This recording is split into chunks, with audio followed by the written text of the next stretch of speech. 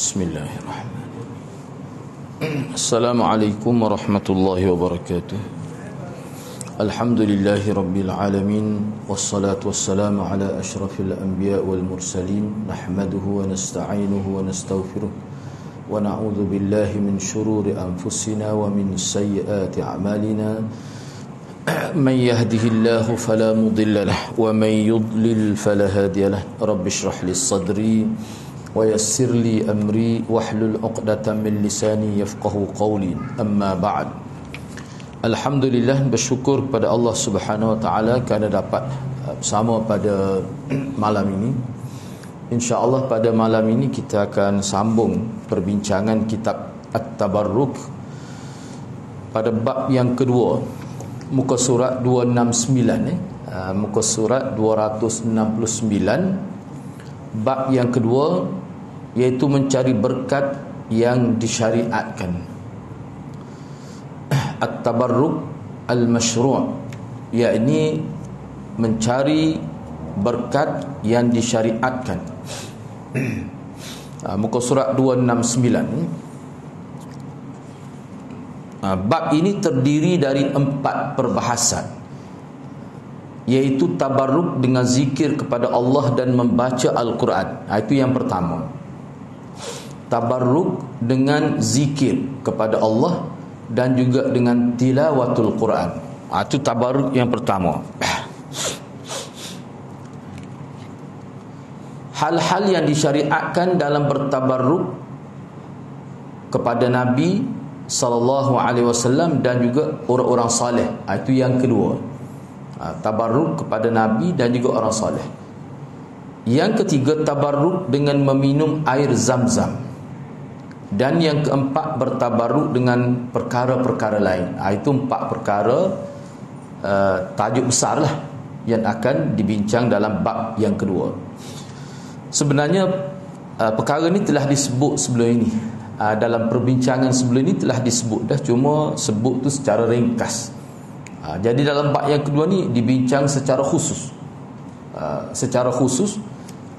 Mana bertabarruk dengan 4 perkara ini, perbincangan secara khususnya dari sudut syariat. Sebab kalau sebelum ni kan dia bercampur, ada yang bersifat duniawi, ada yang bersifat akhirat. Nak boleh dapat kedua-dua dunia dan akhirat tu ada cara dia. Ini bincang khusus dari sudut syariat. Okey, cuba tengok pendahuluan itu. Pada bab sebelumnya telah diketengahkan secara global, yakni secara umum, hal-hal yang diberkati disertai dengan penjelasan mengenai pelbagai aspek keberkatannya. Adapun bab ini secara khusus akan membahas tentang hal-hal yang disyariatkan untuk mencari keberkatan dengan secara terperinci serta dalil-dalilnya. Kita nak bincang secara terperinci dari sudut syariat. Maksud dari tabarruk yang disyariatkan adalah mencari keberkatan dengan cara-cara yang telah disyariatkan oleh Allah Subhanahu wa taala atau oleh Rasulnya sallallahu alaihi wasallam. Hal itu ada kalanya berupa sesuatu yang wajib, sunnah ataupun mubaharus. Hal ini kita nak bincang khusus tabarruk syar'iyah, tabarrukah syar'iyah. Nak bincang dari sudut itu. Jadi di sini penulis Profesor Dr. Nasir Judai'i, penulis ini ingin mengingatkan bahawa hal-hal yang diberkati yang disebutkan pada bab pertama, kita nak bincang ni bab kedua, adalah bab pertama sebelum ni, sebenarnya tidak memerlukan perincian mengenai tata cara mencari berkatnya. Kerana apa? Kerana sudah jelas, tidak timbul persoalan yang besar. Misalnya salat di 3 masjid, Masjid Haram, Masjid Madinah, Masjid Aqsa, itu sudah keberkatan itu jelas. Tidak rumit untuk kita memahami. Ataupun mengambil berkat di mana-mana masjid selain daripada 3 masjid. Berpuasa di bulan Ramadan dan bulan-bulan lain yang kita sebut sebagai puasa sunat. Itu jelas keberkatan dia. Tidak perlu pada perbincangan yang teliti. Begitu juga berkenaan dengan makanan atau minuman yang diberkati dan selainnya. Ini mudah saja untuk difahami dan tidak menjadi isu. Sedangkan yang memerlukan perincian, penulis telah menyebutkan di bab pertama aspek keberkatannya, yakni keberadaannya bahawa ia adalah sesuatu yang diberkati. Namun di dalam bab yang kedua penulis akan merinci, yakni membuat perincian tata cara atau kaifiat mencari berkat dengannya dan menerangkan hal-hal yang tidak dibahas dalam bab sebelum. Makna perincian yang lebih detail dalam bab yang kedua. Cuma fokusnya dari sudut tabarrukah syar'iyah. Dari sudut itu. Baik, seterusnya tabarruk dengan zikir kepada Allah dan membaca Al-Quran. Ini bahagian pertama. Padahal kita kata Quran itu kita bincang dah keberkatan Quran sebelumnya ada dah bincang. Bagaimana Quran itu keberkatan dia satu huruf 10 ganjar begini. Di sini nak bincang lebih merujuk kepada kaifiyat. Sebab kaifiyat itulah yang berlaku tambahan, kadang-kadang yang berlaku kesilapan itu. Yang pertama zikir. Tabarruk dengan zikir kepada Allah. Kerana hakikat berkat itu sendiri, seperti yang kita bincang dalam mukaddimah, bila sebut berkat dalam konteks syariat, dia berkait dengan, dia ada makna tetap dan berterusan kebaikan. Mana ada kebaikan dan kebaikan itu berterusan, bukan berlaku dalam waktu tertentu. Kalau berlaku dalam waktu tertentu kemudian terputus, itu tidak nama berkat. Berkat ni maknanya pada perbuatan itu ada kebaikan dan sifatnya berpanjangan. Dan orang yang melakukan itu pun dia ada istiqamah dalam amalan itu. Itu antara ciri-ciri yang menunjukkan bahawa perbuatan itu sudah mabruk, sudah diberkati oleh Allah Subhanahu Wa Taala. Jadi hakikat berkat seperti yang dibincang dalam mukaddimah sebelum ini, dia bermakna kebaikan itu tetap, kebaikan itu ada dan berkekalan kebaikan itu, atau kebaikan itu berlimpah ruah dan semakin bertambah kebaikannya. Dia semakin kurang tidak, semakin bertambah. Itu sifat sesuatu yang diberkati. Jadi semua kebaikan agama dan juga kebaikan dunia semuanya berada di tangan Allah, sebagaimana yang telah dijelaskan pada pendahuluan perbincangan. Jadi hak kita kata sama ada berkat dunia ke, misal kita makan buah kita jadi sihat, ada kesan kebaikan, ada kesan tu Allah belaka tu.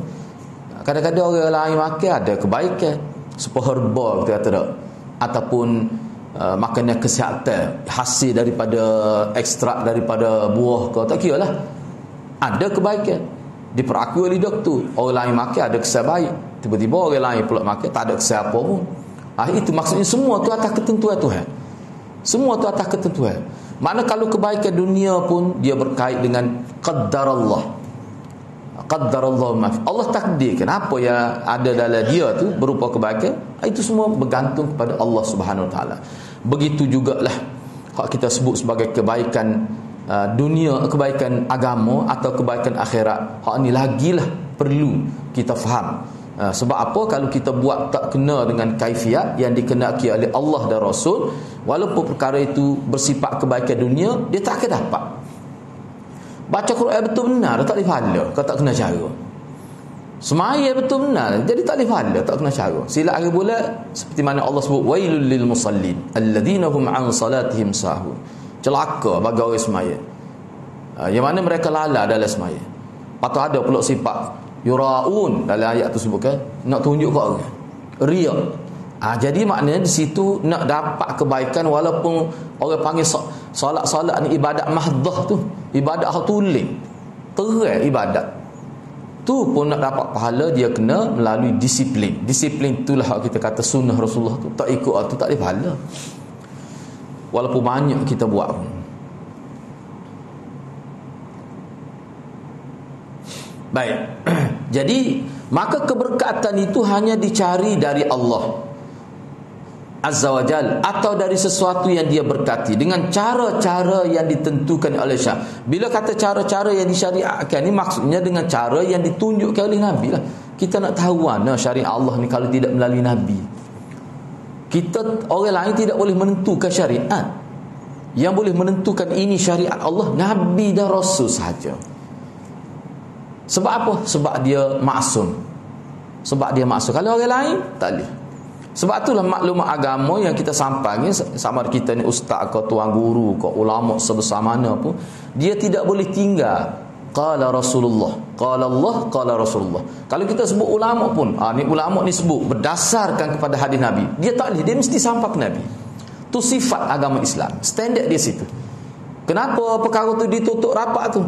Dia takut jadi seperti agama-agama lain. Jadi proses penyampaian agama tu berlaku mengikut selera individu. Tak boleh gitu dalam agama kita, memang dia kemah. Hatta kita kata nak berzikir pun, betul berzikir. Siapa dia sebut zikir? Ada istilah zikir, siapa sebut? Nabi sebut. Lepas tu Nabi tu sedia amal macam mana? Kena tahu. Yang kita tahu tentang solat sunat tu, daripada mana kita tahu? Nabi aja. Lepas tu Nabi semaya ke tak solat sunat? Ada. Lagu mana Nabi buat? Kita tahu tentang selawat pada Nabi. Bagaimana selawat? Dan Nabi selawat juga. Nabi selawat atas dia sendiri. Sebab itu perintah Allah. Bagaimana Nabi selawat? Bagaimana Nabi ajar sahabat selawat? Dan bagaimana anak-anak murid Nabi selawat? Dia kena tahu. Kalau tidak, adalah agama ni dia jadi tak standard. Ikut pala masing-masing jadi. Hak ni nak buat gini, dia buat gini. Agama Islam dia tidak begitu. Dah hak tu memang berlaku pada agama lain. Kristian tak tahu asal, nak rujuk asal pun tak boleh. Islam Allah jamin. Ulama kata di mana Allah jamin, mana ayat yang menunjukkan Allah jamin bahawa agama Islam tu dia kekal standard dia. Jamin pada sudut Allah menjamin untuk jaga sumber. Kalau Quran Allah kata aku sendiri jaga. Tapi kalau hadis ni ulama jaga. Sebab tu tak ada dalam agama lain mana ulama sanggup jaga amalan Nabi mereka seperti Nabi kita. Sahabat sangat tegah. Lepas tu ulama sanggup mati nak jaga sunnah Nabi. Nabi buat gini. Dan dia tu siapa mewakafkan hidup sampai mati, siapa kering ulama. Tak ada dalam agama lain gitu. Agama Islam saja ada. Bukan seorang, beribu-ribu sepanjang zaman. Sanggup kena cerca, sanggup kena cumuh. Apa? Sebab nak ayat ni hak Nabi. Sebab dia ada seumur tu orang cuba nak memesongkan ajaran agama, sama ada dia sedar atau tidak, hak tu dia ada seumur. Sebab itulah jihad ni akan berlaku sampai kiamat. Kena ingat tu. Jadi kalau kita nak menyebarkan sunnah Nabi, kita sebagai orang awam ni, kita belajar ni sunnah Nabi, kita buat. Dan perbuatan kita dilihat oleh orang lain, itu juga adalah adalah sebahagian daripada kita kata nashr sunnah, penyebaran sunnah, ihya'us sunnah. Naum min ihya'is sunnah, itu termasuk salah satu menghidupkan sunnah. Tak bercakap tak apa. Bahkan kadang-kadang bercakap ni ada kesilapan. Ada tak boleh orang maruh kita kata dah. Kita buat. Kita boleh pahala dalam masa yang sama. Sebab tu ulama kata kalau kita baca dalam bab ihya' sunnah ni kan, bila kita mengamalkan sunnah dalam situasi yang tampak, mana orang tengok, kita dapat dua serentak. Pertama sekali boleh pahala kerana kita buat, selagi boleh pahala kerana kita tunjuk sunnah dalam masyarakat. Dua perkara serentak berlaku.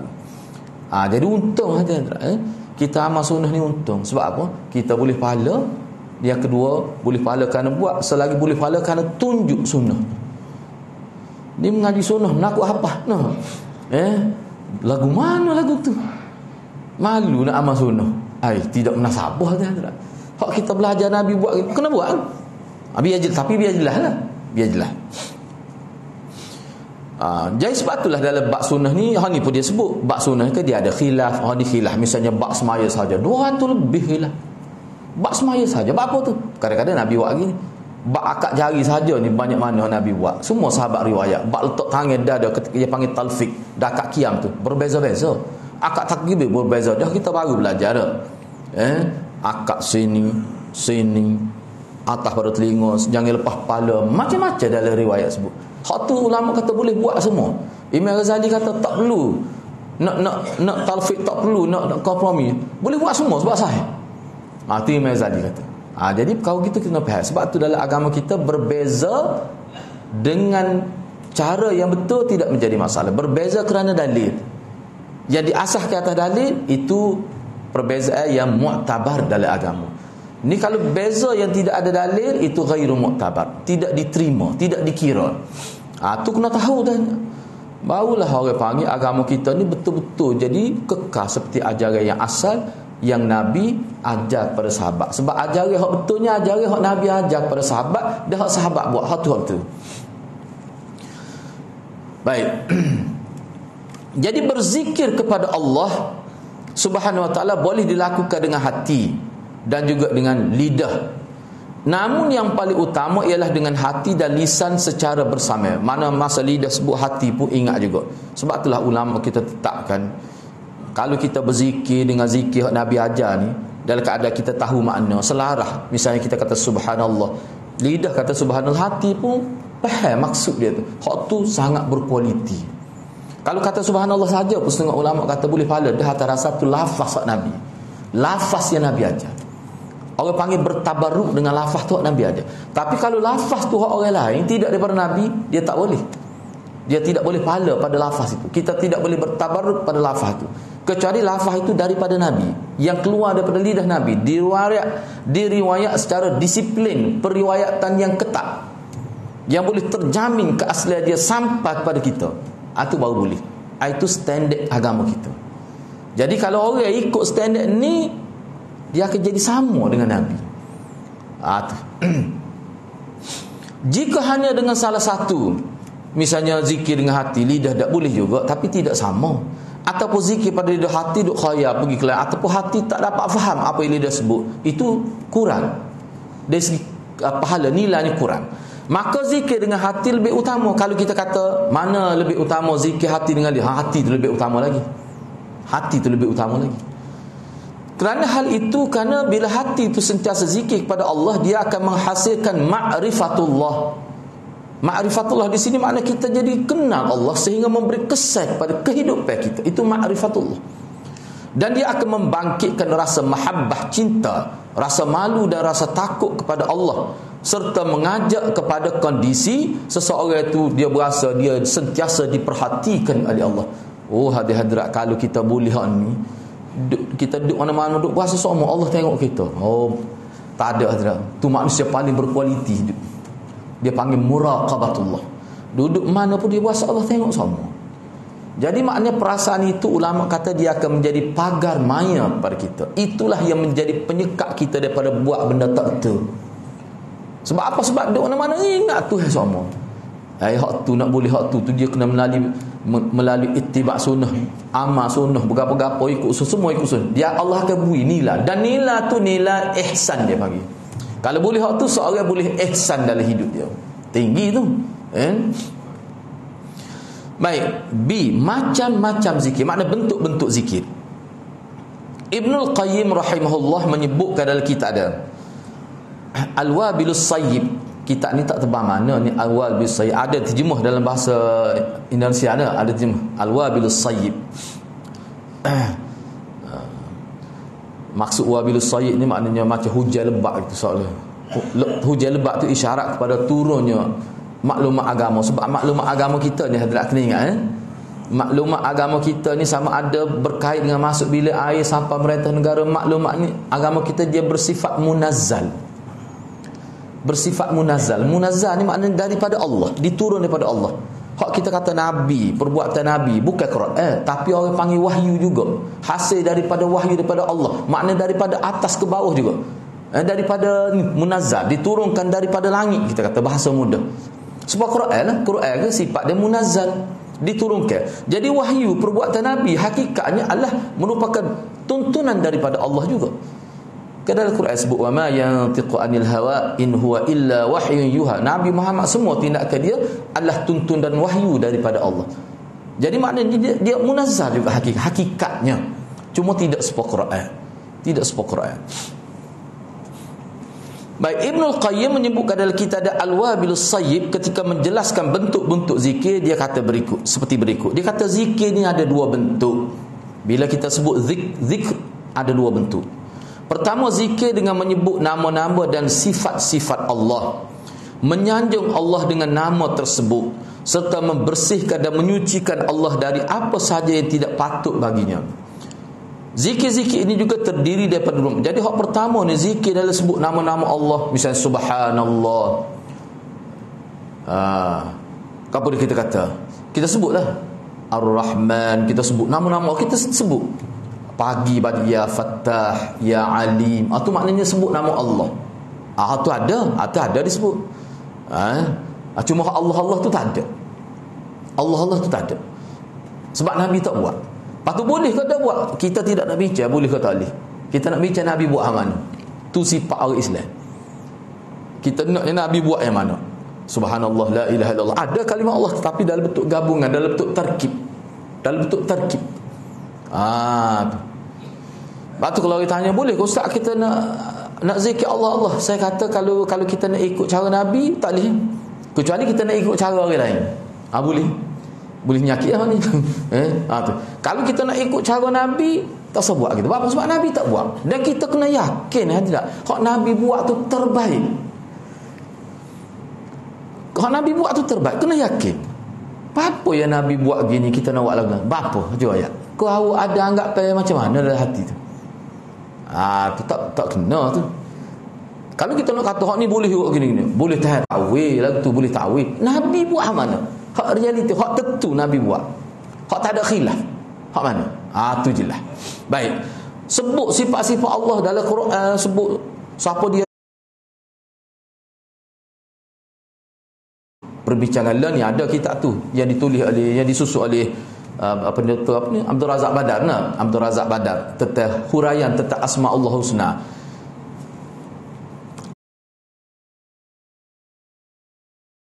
Bismillah, sayang kita minta rezeki, doa rezeki kita berzikir dengan ya Allah ya Fattah, ya Allah ya Razzaq, ya Allah Tuhan yang memberi rezeki, ya Fattah Tuhan yang membuka pintu hati manusia. Kita niatlah supaya mari kedah kita.